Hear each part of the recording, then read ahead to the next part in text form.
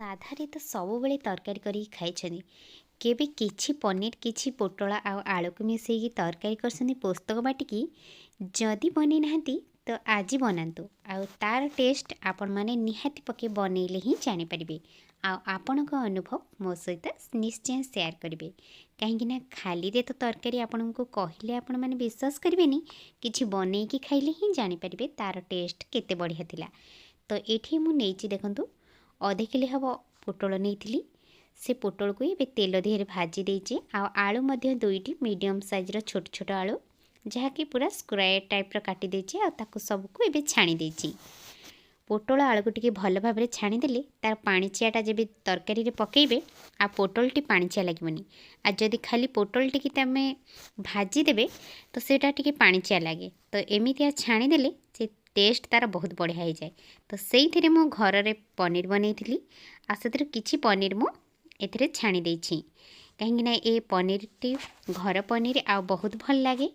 ଆଉ ଆପଣମାନେ ଦେଖନ୍ତୁ, ଏଠି ଅଦା ନେଇଛି, ଆଉ ଗୋଟେ ଟମାଟୋ ନେଇଛି, ଆଉ କିଛି ନଡ଼ିଆ କୋରା ନେଇଛି, ଆଉ ପୋସ୍ତକ ନେଇଛି। ନଡ଼ିଆ ଆପଣମାନେ ଅପସନାଲ୍ ଅଛି, ଆପଣମାନେ ଚାହିଁଲେ ପକାଇ ପାରିବେ, ନ ଚାହିଁଲେ ପକାଇ ପାରିବେନି।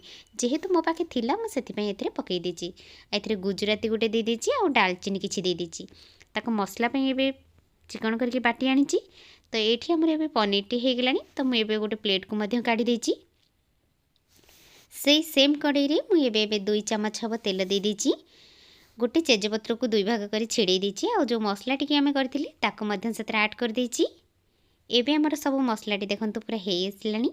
ତ ମୁଁ ସେଥିରେ ଦେଇଦେଇଛି। ଆଉ ମସଲାଟିକି ଏବେ ଆମେ କଷେଇ ନେବା। ଏବେ ଲଙ୍କାଗୁଣ୍ଡ, କାଶ୍ମୀର ଲଙ୍କାଗୁଣ୍ଡ, ଯେଉଁଟା ରାଗ ନଥାଏ। ତ ଏଇଠି ମୁଁ କରି ପାଉଡ଼ର ଗୋଟେ ଚାମଚ ଦେଇଦେଇଛି। ଜିରା ଗୁଣ୍ଡ ହାଫ୍ ଚାମଚ ଦେଇଦେଇଛି। ଆଉ ଲୁଣ ସ୍ୱାଦ ଅନୁସାରେ ଗୋଟେ ଚାମଚ ଦେଇଦେଇଛି। ସେଥିରେ ଏବେ ଆମେ ହଳଦୀ ଗୁଣ୍ଡ ଗୋଟେ ଚାମଚ ଦେଇଦେବା। ସବୁଗୁଡ଼ିକ ଭଲ ଭାବରେ ମିକ୍ସ କରିକି ଆମେ ମସଲାଟିକି କଷେଇ ନେବା। ଯେପର୍ଯ୍ୟନ୍ତ ଆମର ମସଲାଟି ରେଡ଼ି ହେଇନି ସେ ପର୍ଯ୍ୟନ୍ତ ଆମେ କଷେଇ ନେବା। ଏବେ ଯେଉଁ ଜାର୍ରେ ମୁଁ ମସଲା ବାଟିଥିଲି ତାକୁ ଟିକେ ନାକୁ ଧୋଇକି ଦେଇଦେବା। ଯେହେତୁ ଆମର ମସଲା ସେଥିରେ ସବୁ ଲାଗିଥିଲା, ତ ସେଥିଲାଗି ମୁଁ ଏଥିରେ ଟିକେ ମସଲାରେ ପାଣି ଦେଇଦେଇକି ଦେଇଛି। ଏବେ ଆମର ମସଲାଟି ହେଇଗଲା ପରେ ଆମେ ଯେଉଁ ପନିର ଆଳୁକୁ ଛାଣିକି ରଖିଥିଲେ ଆଉ ପୋଟଳକୁ ତାକୁ ମଧ୍ୟ ସେଥିରେ ଆଡ଼୍ କରିଦେବା। ଆଉ ସବୁଗୁଡ଼ିକ ଆମେ ଭଲ ଭାବରେ ମସଲା ଦେହରେ କଷେଇ ନେବା। ଯେପର୍ଯ୍ୟନ୍ତ ଆମର ମସଲା ଦେହରୁ ତେଲ ନ ବାହାରିଛି ଆମେ ସେହି ପର୍ଯ୍ୟନ୍ତ ମସଲାଟିକି କଷେଇ ନେବା। ଆମେ ଯେତିକି ତେଲ ପକାଇଥିବା ସେହି ଅନୁସାରେ ଯେତେବେଳେ ମସଲାଟିକି କଷେଇ ଦେବେ, ଯେତେବେଳେ ତା ଦେହରୁ ତେଲ ବାହାରିଯିବ ଆପଣମାନେ ଜାଣିବେ ଯେ ଆପଣଙ୍କ ମସଲାଟି ପୁରା ରେଡ଼ି ହେଇଯାଇଛି। ତ ସେଥିରେ ଭିତରେ ଆମର ଦେଖନ୍ତୁ, ମୁଁ ପାଣି ମଧ୍ୟ ଗୋଟେ ଗିନା ହେବ ପାଣି ଏଥିରେ ଆଡ଼୍ କରିଦେଇଛି। ଏବେ ଦମ୍ ଧରିକି ଭଲ ଭାବରେ ଫୁଟିବା ପାଇଁ 10 ମିନିଟ୍ ଯାଏଁ ଛାଡ଼ିଦେବା। ଦେଖନ୍ତୁ 10 ମିନିଟ୍ ହେଲା ଭିତରେ ଆମର ଏଠି ପୋଟଳ ଆଉ ଆଳୁ ମଧ୍ୟ ପୁରା ଝୋଳ ଭିଡ଼ି ନେଇଯାଇଛି। ଆପଣଙ୍କୁ ଯେତିକି ଝୋଳ ଦରକାର ସେଇ ଅନୁସାରେ ବନେଇବେ। ତ ଏଠି ଦେଖନ୍ତୁ ପୁରା ମୁଁ ଆପଣଙ୍କୁ ଦେଖେଇ ଦେଉଛି, ଆଳୁଟି ଆମର ପୁରା ଭଲ ଭାବରେ ସିଝି ଯାଇଛି। ତାମାନେ ଆମର ଏଠି ତରକାରୀଟି ପୁରା ରେଡ଼ି ହେଇଯାଇଛି। ଏବେ ଆମେ କ'ଣ କରିବା ନା ଧନିଆ ପତ୍ର ସେଥିରେ ଟିକେ ପକାଇଦେବା। ଯେହେତୁ ଆମେ ଗରମ ମସଲା ଏଥିରେ ବାଟିଥିଲେ ତ ଆମେ ଏବେ ଏଥିରେ ଗରମ ମସଲା ପକାଇବା ନାହିଁ। ତ ରେଡ଼ି ହେଇଗଲା। ଏହାକୁ ଭାତ ସାଙ୍ଗେ ଖାଆନ୍ତୁ କି ରୁଟି ସାଙ୍ଗେ, ସବୁଥିରେ ବେଷ୍ଟ ଲାଗିବ। ଆଜିର ଯଦି ପୋଟଳ ଆଳୁ ତରକାରୀ ଆପଣମାନଙ୍କୁ ଭଲ ଲାଗିଥାଏ ତ ଭିଡ଼ିଓକୁ ଲାଇକ୍ କରିବେ, ସେୟାର କରିବେ, କମେଣ୍ଟ କରିବେ। ଆଉ ଯେଉଁମାନେ ଫେସବୁକ୍ ପେଜ୍ରେ ଦେଖୁଛନ୍ତି ଫଲୋ ତ ନିଶ୍ଚୟ କରିବେ। ଧନ୍ୟବାଦ।